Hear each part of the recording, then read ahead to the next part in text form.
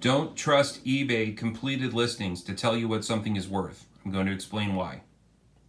Using Lego. Let's pretend that these four guys are friends. And they've decided that they have a knife they want to sell. They bought the knife for $300, and they want to sell it for more than $300. They decide they want to engage in a conspiracy to artificially increase the value of the knife so that they can sell it and they can make a ton of money. The first stage of this conspiracy is going to involve our hero Luke. He's actually not the hero in this case. He's going to take his knife and he's going to list it on eBay. He's going to list it as an auction. As per their agreement, R2-D2 and C-3PO are going to bid on the item. They're going to bid back and forth.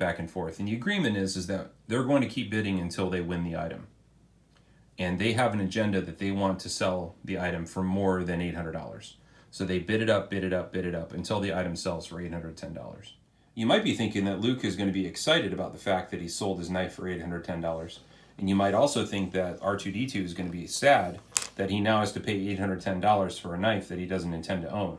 But the reality is that with a completed listing, you don't have to pay for the item. Yeah, did you know that? You don't have to pay. You know what happens to R2-D2? Nothing. eBay will do nothing to him to punish him for bidding on an item and not paying for it. But it looks like a completed listing. Now, maybe to make it really legit, R2 does pay Luke. So he sends him the money. Luke has the money. Luke pays eBay some fees, and then he gives back R2-D2 all of his money. So Luke's out about $70 in fees, right? Well, he also has now a screenshot of this item selling for $810, making this knife now very, very valuable. Their fourth colluder, Obi-Wan Kenobi, who's in on the scam. Actually, this guy doesn't necessarily have to be in on the scam. He may or may not be in on the scam. There's another version of this story where he's actually an innocent bystander. Either way, he takes the information from this auction and he goes over to Facebook, and he tells Han and Chewie and Kylo Ren all about this knife that's sold on eBay. And he says, can you guys believe it? It sold for $810. And these guys look at each other and are like, Jesus, really? They're worth that much now? I better get one before they go higher. The trap is now set. Facebook has the false expectation that this knife is worth $810, even though these two did not actually create a real transaction where R2 ended up with the knife. Now all that needs to happen is this knife needs to be brought over to Facebook, and Luke needs to list it in a group like the Millie Paramilitary 2 Para 3 Club, or even the official Vero group. Once he lists the knife for sale over there, these three guys are going to be interested in buying it, especially if Luke prices it at, I don't know, $700? Think about that.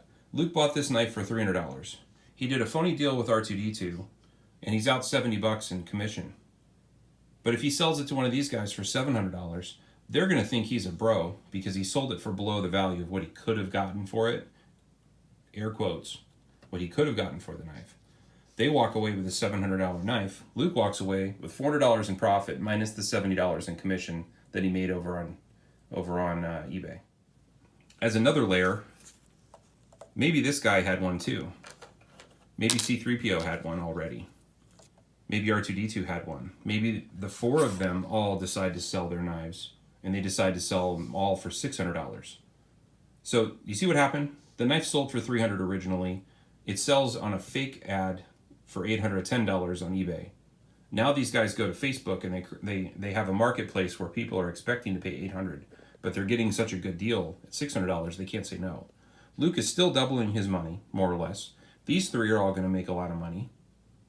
They've pumped up the value of the knife using a bidding auction site where there's no regulation to really control and ensure that these things are all legitimate. These poor suckers think they got a good deal, but in reality, the market's going to fall out from underneath them. Okay, so what did we learn today? We learned that Luke and his friends created a fake sale item on eBay to make it look like this knife is worth more than it is, and then they reported it to Facebook, and these guys bought it hook, line, and sinker because it's eBay and it's a completed listing, when in reality it was all gamed by these guys. So watch out for Luke. Watch out for these weasels that are out there. Please stop posting eBay items on the Facebook group saying that you can't believe how much they sold for, because they probably didn't.